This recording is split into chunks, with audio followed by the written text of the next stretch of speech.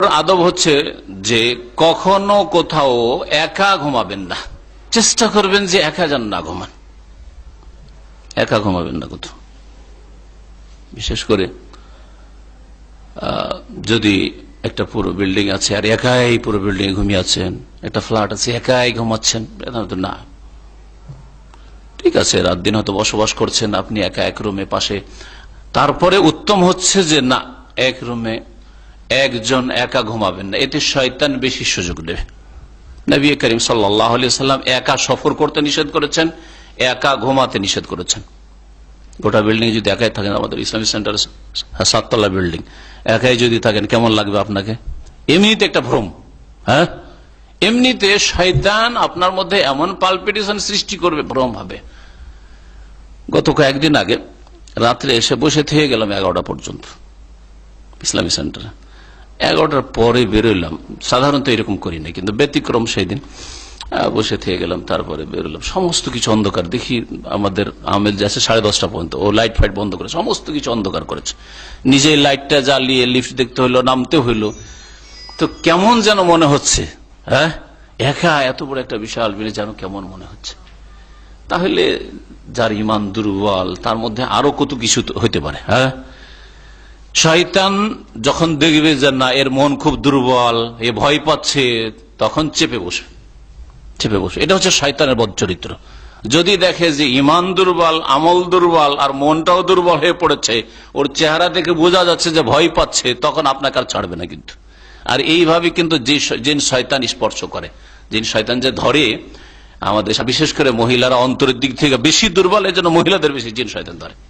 আব্দুল্লাহ বিন উমর রাদিয়াল্লাহু তাআলা আনহু থেকে বর্ণিত, বলছেন যে নবী করিম সাল্লাল্লাহু আলাইহি ওয়াসাল্লাম সম্পর্কে তিনি বলছেন, আন্নান নবী সাল্লাল্লাহু আলাইহি ওয়াসাল্লাম নাহা আনিল ওয়াহদাতি আন ইয়াবিতার রাজুলু ওয়াহদাহু আও ইউসাফিরা ওয়াহদাহ।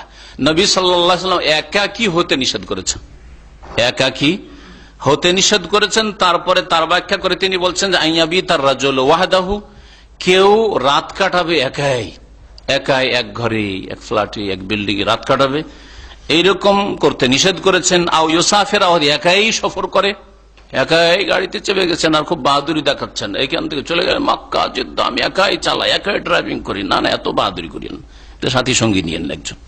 ঠিক আছে, ঠিক আছে, আপনার মধ্যে ক্ষমতা আছে, শারীরিক ক্ষমতা আছে, আর ক্ষমতা আছে, ঠিক আছে, কিন্তু আপনি এটা করবেন না, কারণ এটা সুন্নতের খেলাফ। নবী করিম সাল্লাল্লাহু আলাইহি ওয়াসাল্লাম নিষেধ করেছেন। যদিও এই বিষয়গুলি হারাম নাজায়েজ না হোক, কিন্তু অপছন্দনীয়, আপনার জন্য ক্ষতিকর, সেই জন্য রাসূলুল্লাহ সাল্লাল্লাহু আলাইহি ওয়াসাল্লাম নিষেধ করেছেন। হাদিসটি মুসনাদ আহমদের, আল্লামা নাসির আলবানী হাদিসটিকে সহিহ বলেছেন। একা হইলে কি হয়? একা হইলে মানুষ কেমন একটা যেন অনুভব করে যে কেউ নাই, এখানে কেউ নাই, রাতের অন্ধকার, কোন একটা কিছু একটা সারা শব্দ হইলেই যেন কেমন মনে হয় যে কেউ নেই, আমি একাই আছি, এইরকম হতে পারে। তারপরে বিভিন্ন রকমের ভ্রম আপনাকে ওহাম ধরতে পারে, ভ্রম ধরতে পারে, শয়তান মানুষকে নিয়ে খেলা করতে পারে। একা হইলে, একাই এমনিতেও থাকা ঠিক নয়, বিশেষ করে যুবক মানুষ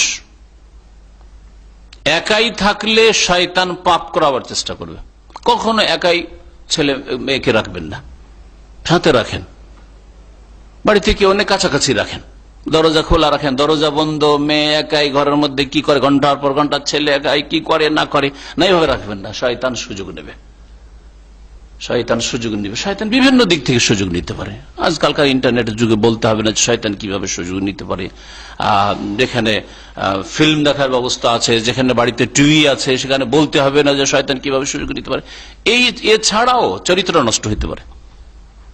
যুবক মানুষ নির্জনে গেলে যদি ভালো কাজে সময়টাকে ব্যয় না করে, তাহলে শয়তান মন্দ কাজের দিকে নিয়ে যাবে, বিভিন্ন ভাবে মানুষকে গুনাহে লিপ্ত করতে পারে।